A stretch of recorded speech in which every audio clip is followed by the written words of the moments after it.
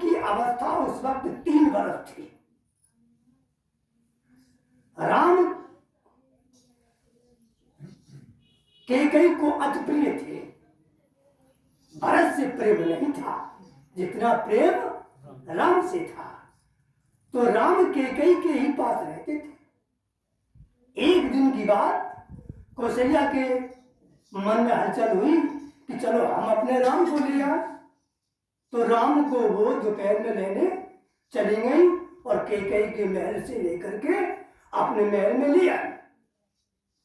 नहलवा दिलवाया, खाना खिलाया। शाम को के कौशल्या ने अपने पास लिटा लिया। खूब कहानी सुनाई, लोरी सुनाई, लेकिन राम नहीं सुने। जब रात के 10-11 बज गए, जब राम नहीं सोए, तो कौशल्या समझ गई कि बगैर कैकेयी के सोएगा नहीं। उसी वक्त राम की अंगुली पकड़ी और कैकेयी के महल की ओर चल पड़े। जैसे ही महल के अंदर निकले गई, तो कैकेयी के महल का जो मेन दरवाजा था वो खुला हुआ था। दूसरी ड्यूटी में पहुंची तो देखा कि महल से एक रोने की आवाज आ रही। उसी आवाज के सहारे वो उस कमरे में गई तो अंधेरे में एक कॉर्नर में बैठी एक लेडीज अपने सर को दोनों पैरों पर रखे हुए रो रही थी। देखा, जब पास में जाके देखा तो कैकेयी रो रही थी। पूछा, बहन क्यों रो रही हो? उन्होंने कहा कि काश अगर इसने मेरे उदर से जन्म लिया होता तो आप हमें इससे अलग न करते। कौशल्या ने कहा कि अब हम लेने नहीं आएंगे,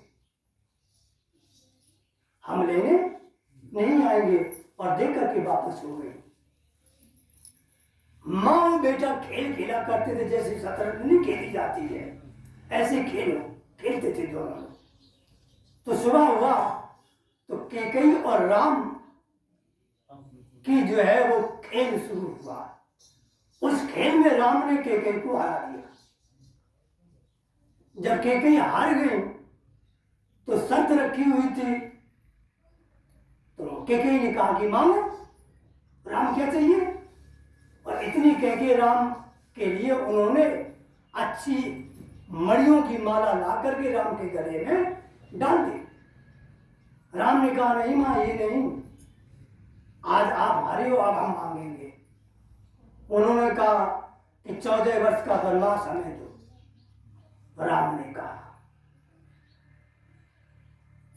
कैकेयी बोली, हमें क्या मिलेगा? बोले कि जो आपने मां से मांगा था, जो मां से कहा था, हम आपके गर्भ से तो जन्म नहीं लेंगे, लेकिन हम आपको पुत्र का प्रेम पूरा देंगे, क्योंकि ये हम किसी और को दे चुके हैं, तुम्हें वो मिल जाएगा। तो बोले राम, ठीक है, हमें स्वीकार है, 14 वर्ष का वनवास तुम्हें हम दे रहे हैं। उन्हें सुनो, पहले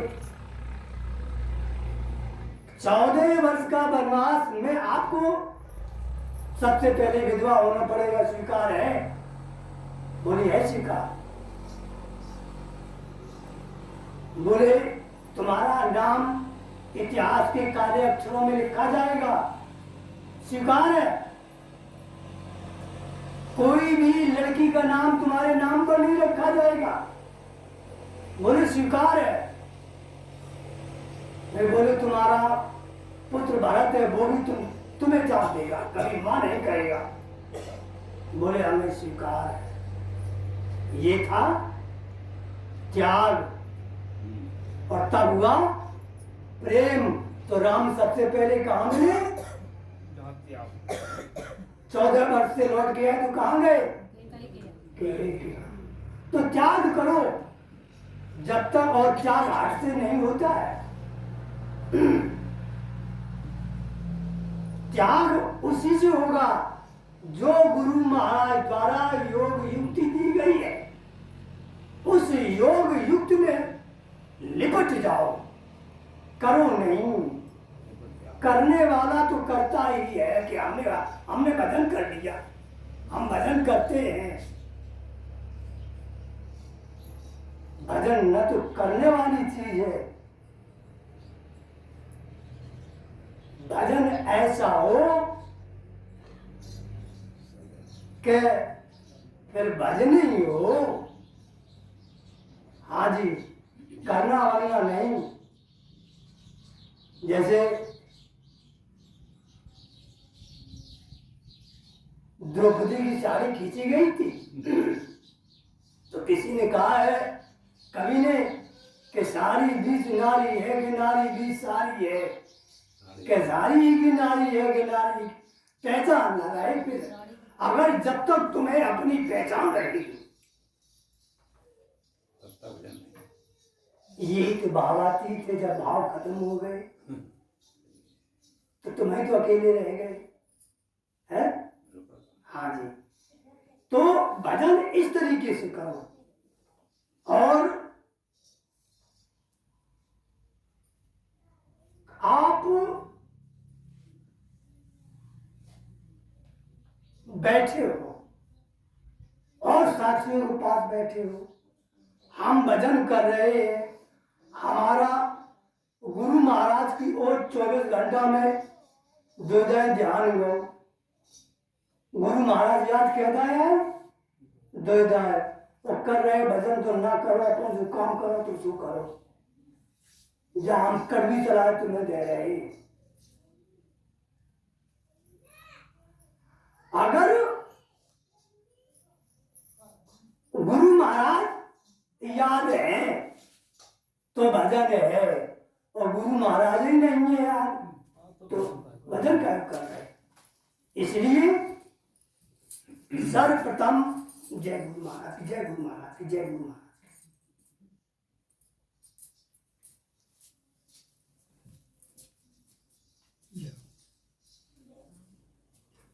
इसलिए देखिए,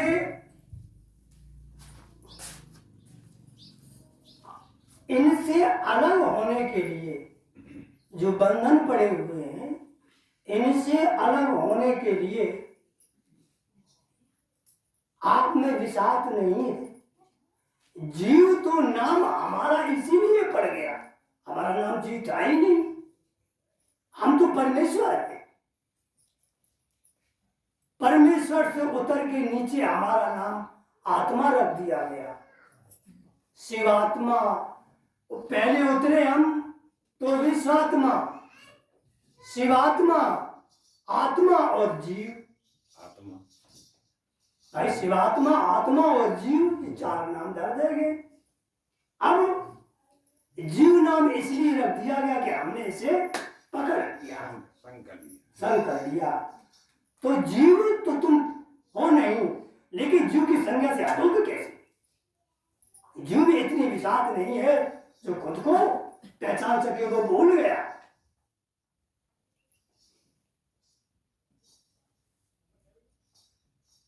अब उसे अपने स्वरूप की पहचान कैसे हो, उसके लिए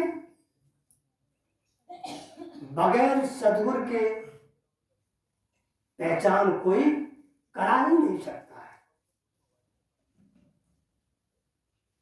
सद्गुरु पहचान कराएंगे, और गुरु कैसे? भाई, हम आप जो कुछ कर रहे हो, भजन कर रहे हो, संत जो कुछ कर रहे हैं, वो केवल जो है, जब हम इस शरीर से निकलेंगे,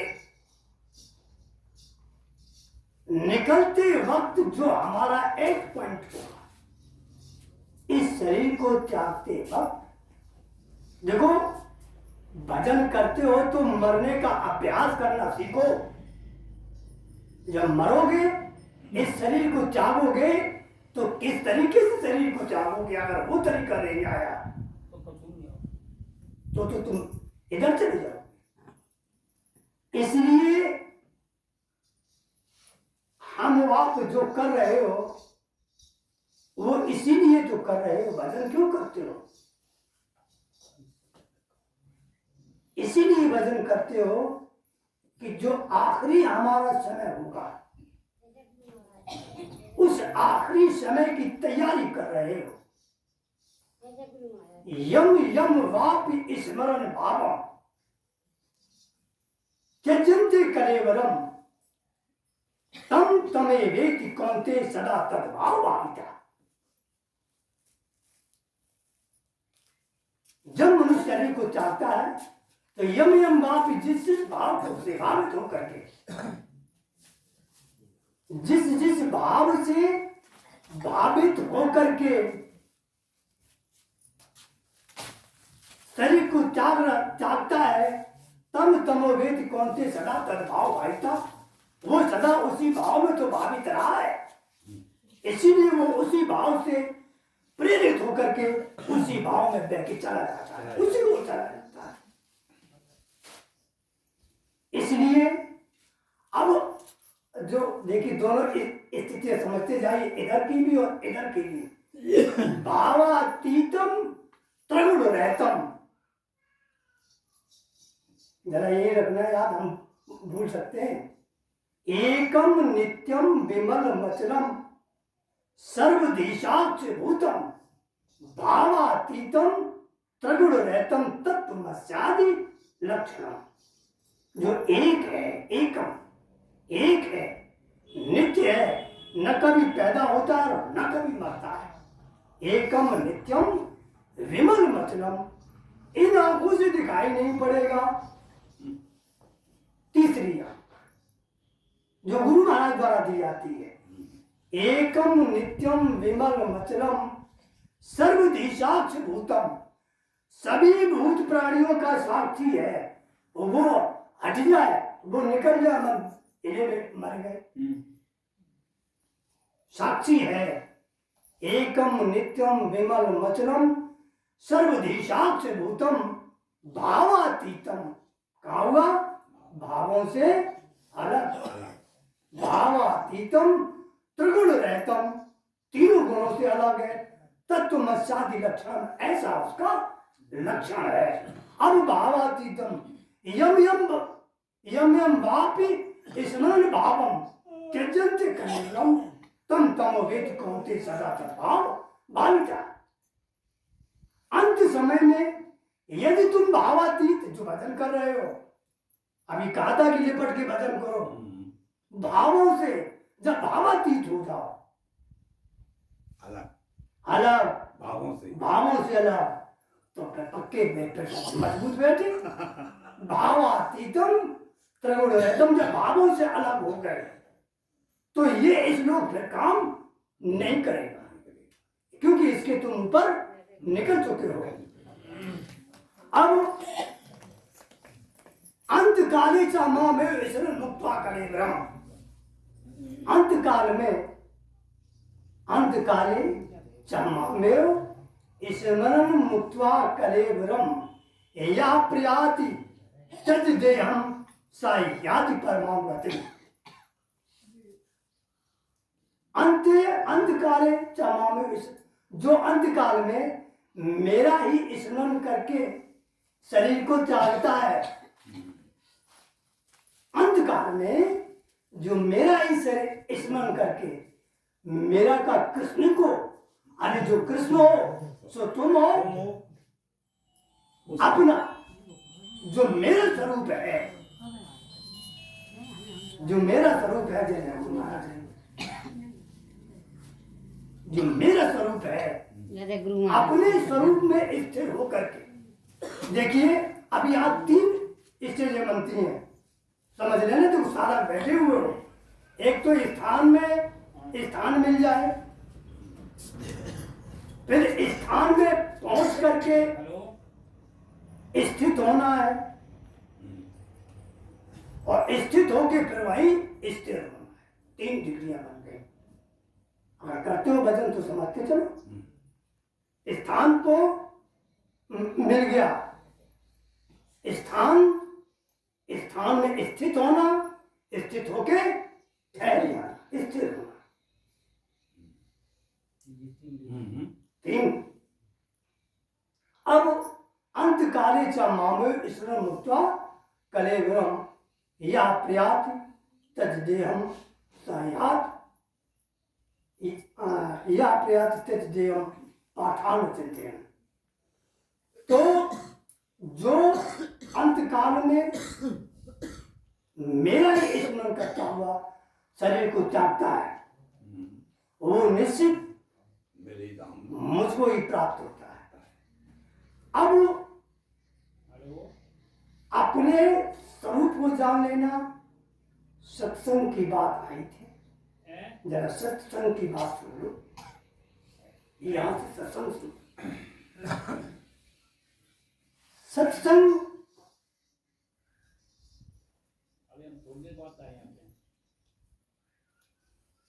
कोई संसार की बात नहीं।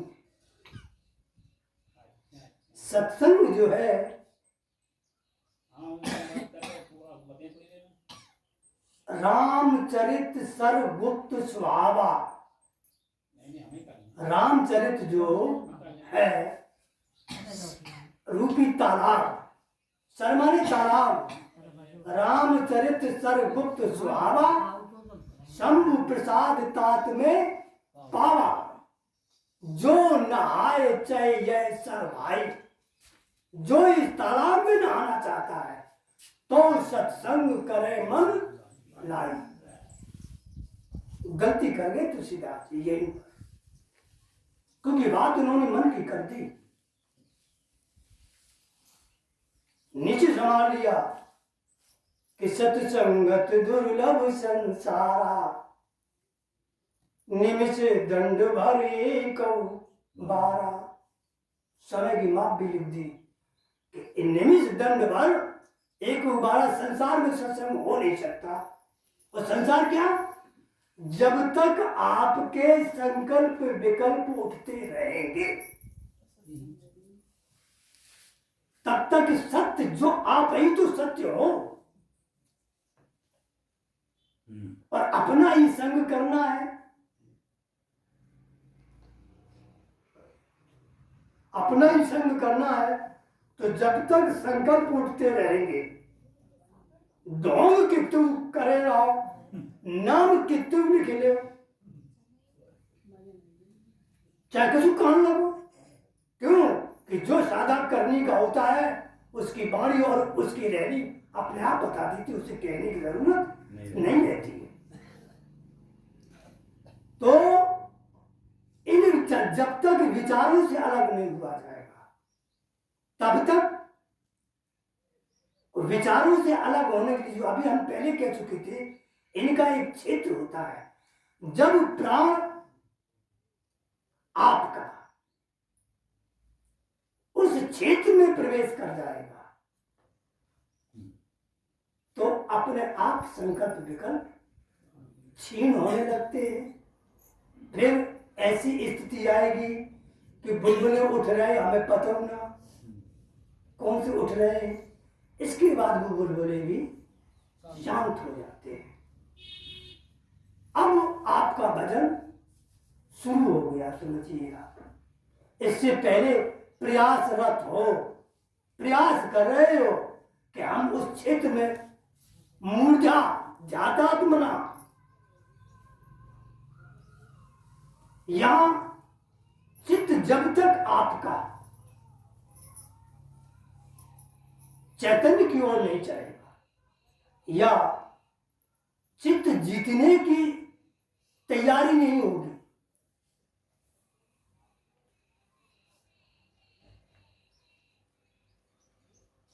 यथा दीपो निर्वात स्थनो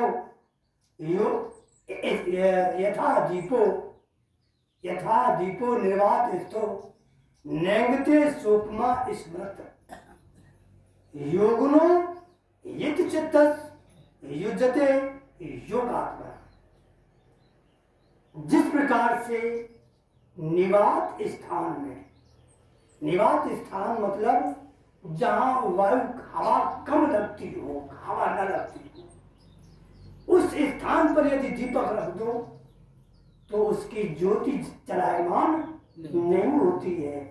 योगुनो यत चित्तस युजते योगात्मा, योगी के जीते हुए चित्त की यही उपमा दी गई है। यत्रो परमते चित्तम निरुद्ध योग सेवया, यत्रो परमते चित्तम निरुद्ध योग सेवया यत्र चैवात्मानं पश्चान्नात्मानं तुच्छति। योग के अभ्यास से जब चित्त उपराम हो जाता है,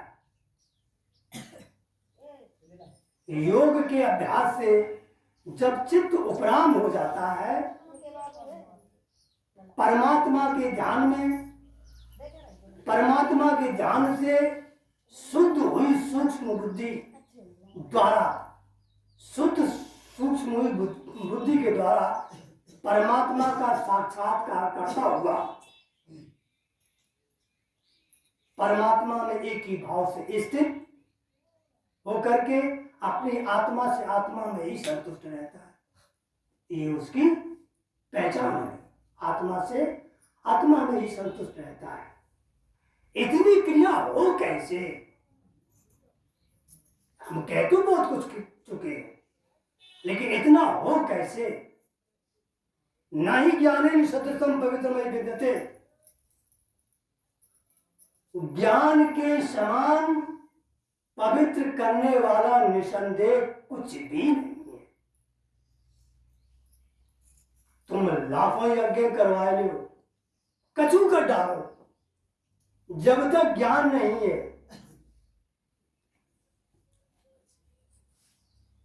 जब संसार में ज्ञान है, बताओ अच्छा, संसार में ज्ञान है? नहीं है। क्यों? कि संसार में जो भी कार्य करे, संसार अज्ञानमय है, तो इसमें रहकर के जो भी काम करोगे वो क्या होगा? अज्ञान का कार्य होगा।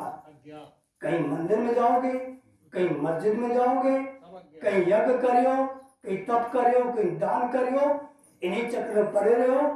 अरे जहां पुण्य हो वही पाप है, पुण्य की सजा हो, पाप की सजा है, तो सजा दोनों बराबर। तो जब तक ज्ञान तब है जब किसी महापुरुष की शरण में इस सर को डाल दोगे, वो वहां से ज्ञान मिलेगा तुम्हें। ना ही ज्ञाने सतसम पवित्रमय विन्दते तस्य वयम योग संसिद्धा कालेन आत्मनि विन्दते। ज्ञान के समान निसंदेह पवित्र करने वाला कुछ भी नहीं है। कर्मयोग के द्वारा बहुत काल से साधक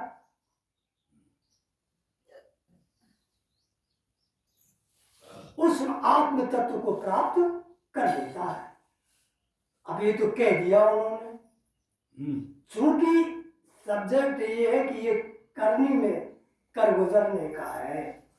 जब तक साक्षात्कार नहीं होगा, अभी कोई किसी से कह दे कि फलाना का नाम ये है, अब कह दे कि अमेरिका के राष्ट्रपति का नाम जो का तुमने जान लो होगा, जान लो होगा, नाम सुन लिया तुमने?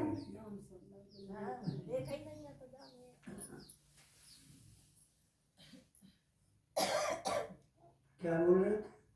अमेरिका के राष्ट्रपति नाम ठीक ठीक ठीक। तो जब तक ज्ञान होगा नहीं, हमें जानकारी नहीं होगी, तब तक। अब जानकारी के लिए भैया जनाने वाले बहुत हैं, जरा सौदा होशियारी की करना, सौदा बहुत होशियारी करना कि संसार जो है भ्रम नहीं फैलाया। जैसे आप एक किसान को बुकरा, एक बुकरा बंद हो, यहाँ पे बुकरा अच्छो बुकरा बंद हो, बुकरा के लिए किसान आओ तो माने कि यार छोटे भैया बुकरा तुम आओ बहुत अच्छो है। कसाई आओ तो सबसे पहले पीठ पे हाथ धरा, कितने मांगे हो? बुकरा वही है नहीं है? तो मतलब जो जहाँ को जो जोन स्थान को है वो वहीं की तुम्हें बातें सिखे। अब तुम्हें अपने समझना है कि जसोदा हम कर कहाँ रहे हैं। गुरुआ तो गलियन फेरे, चेला कंठी ले और नरक में चला जाओ, स्वर्ग में हमें रुपया। ऐसे गुरुओं से बच के रहना। गीता में कुछ श्लोक आया है, तदुत प्रणपाते परिप्रश्नेन सेव्या। संत से मिलने का पहले सीखो। अब तो तुम्हें संत से मिलने को शौक ना है।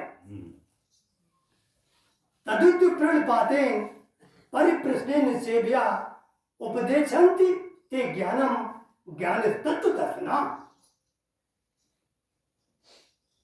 तू उस ज्ञान को पाने के लिए किसी तत्वदर्शी संत के पास जा।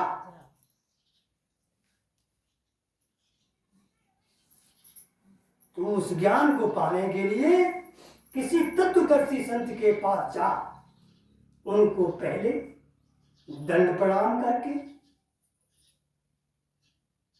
कपट छोड़कर उनकी सेवा करने से, पहली बात, पहले सेवा करने से सेवा करे चाहो तो कोई, पहले तो यही समझ लो, अबे मम्मी पापा सेवा नहीं करा तो यार गुरु को कहाँ ढूंढत करे हो तुम। उस ज्ञान को पाने के लिए उस तत्व ज्ञानी संत के पास जाओ। उस तत्व ज्ञानी के पास जाकर के पहले उनकी सेवा करो, फिर साष्टांग दंड प्रणाम करके कपट छोड़कर सरलता पूर्वक प्रश्न करने से वो परमात्म तत्व को जानने वाले, परमात्मा को तत्व से जानते हैं, इस पर भी विचार दूंगा अभी। परमात्मा को तत्व से जानने वाले वो तत्व ज्ञानी महापुरुष तुझे उस ज्ञान का उपदेश करेंगे। ऐसे संत की बात है। और ऐसे संत की पहचान कैसे करोगे? पहचान भी तो बता दूं कि वो खाना बदोश होते हैं। तुम्हारे रुपया पैसा सोना चांदी महल जमेला सुने कोई लेना देना नहीं होगा। कोई पैसे से लेना देना नहीं, किसी प्रकार का कोई वो नहीं। खाना हमारे स्वामी जी कहा करते थे, हमें बात याद आ गई स्वामी जी की। कहों को मुंह रोल में आते कर तो कहीं हमारे सामने कहा मैं एक दो बार, निजपाल ये गृहस्थ के टुकड़ा बड़े बड़े हैं दांत, भजन करो तो पाचे है, नहीं फाड़ डालिए। खाना दोष होते हैं ये लोग। तो ऐसे महापुरुष की शरण को प्राप्त हो। सर कटाओ तो उस जगह कटाओ जहां सब कुछ हासिल हो, और उस जगह सर मत दो जहां कछु न मिले। सरव चलो जाए और कछु हासिल भी ना हो, इसलिए सर को कटाओ। हम ये नहीं कहते सर रखो ना, जब तक सर कटेगा नहीं तब तक कुछ हासिल होगा नहीं। दीपक की बाती जब तक कटे नहीं तब तक उजाला हो ही नहीं सकता है। इसलिए सर को कटा दो, लेकिन कटाओ उस स्थान पर जहां ये कटे और ये मिले। है और कुछ सुनना है? बताओ कहा सुने और सुना। अब तुम्हारी इच्छा है, हमने जो कुछ सुनाने आते तो सुनाए करो, बोले हमें दो अनुमति। तत्व पर चर्चा करो। है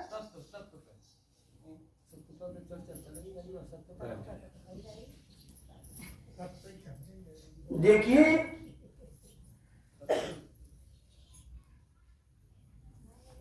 पांच तत्वों की तो बात हमने कर दी, अलग कर दिया। जो आपका छठवां तत्व है, उस छठवें तत्व की ही झलक हम तत्व पर थोड़ा दे रहे हैं। बिम्बी के बिंब का प्रतिबिंब ही तो गुरु महाराज आपको दर्शा रहे हैं। गुरु महाराज ने क्या दिखाया है आपको? बिंब जो ब्रह्म है, प्रकाश रूप है, ईश्वर परम प्रकाश रूप, तो जो भगवान है, जो ईश्वर है, वो परम प्रकाशमयी है। उस परम प्रकाश का बिंब एक बाल्टी में पड़ा के, तो बिंदी का ये बिंब हो गया, और बिंब का दीवार पे पड़ा ये प्रतिबिंब हो गया। तो प्रतिबिंब के आपने दर्शन किए हैं। आप प्रतिबिंब से आपको बिंब पर आना है, बिंब से आपको बिंबी पर पहुंचना है। ये छठवां तत्व है। आप स्वयं में छठवें तत्व, जिसे तत्व ज्ञान कहा जाता है। तत्व ज्ञान, तत्व ज्ञानी जो महापुरुष होगा, जो तत्व ज्ञानी जो महापुरुष है, वही तो तत्व ज्ञान तुम्हें दे पाएगा, कोई दे पाएगा कि और कोई दे लिए? नहीं दे। तो तत्व ज्ञानी जो महापुरुष है, वही आपको इस तत्व का ज्ञान दे रहा है। और आप स्वयं में 5 तत्वों से ये सृष्टि बनी है, वो परमेश्वर में स्वयं छठवां तत्व हूं।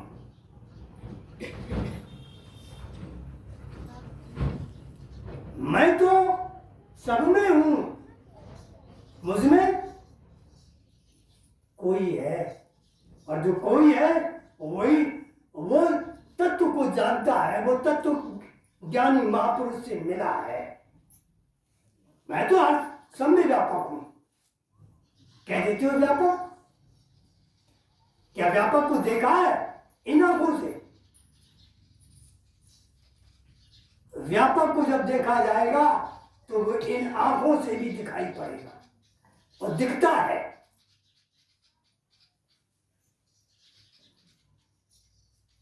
वो तत्व है, यहां भी है और वहां भी है। उजाले में भी है तो वो अंधेरे में भी है।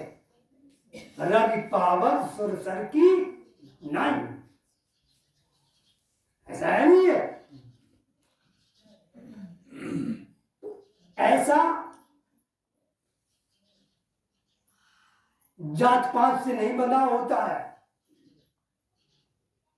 न धन दौलत से बंधे होते, वो किसी से निर्बंधा होता है। और निर्बंधा के पास मिलोगे तो वो निर्बंधा ही बनाएगा तुम्हें, लेकिन बन नहीं पा, काहे कि भी टोपा ही नहीं हट पा। जो टोपा लगाए बैठे हैं ना, वो टोपा नहीं हट पाते हैं। टोपा कौन से है? 5 टोपा चढ़े तुम पे। सबसे पहले चढ़ो धन को टोपा के हमारा पति, वो नहीं 1 रुपये बात, हमारा पति है पहले टोपा। दूसरा टोपा हम राजू अवस्थी की नहीं पंडित है, इनको पंडित पर नहीं कहो। हाँ, ये पंडित हो गए। जात का टोपा, धन का टोपा, जाति का टोपा। फिर हम छोटे के नहीं, मोटे तगड़े बलवान है, बल का टोपा, जाति धन बल। इसके बाद रूप का टोपा, हम बड़ी सुंदर है। फिर ज्ञान का टोपा, हम बड़े ज्ञानी हैं। 5 टोपा हो गए, धन रूप बल ज्ञान और जाति। पहले तो ये टोपन से हटो। तत्व की बात तो बहुत संतों की बात होती है, ठीक है? हाँ, अब भैया संत उसी को मिल पाते हैं जिन्होंने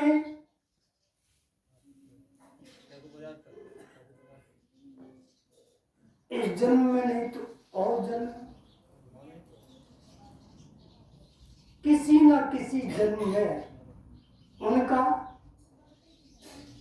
धोखे में या कैसे मान लो संत की सेवा में पहुंचे, भले ज्ञान नहीं लो लेकिन संत की सेवा की।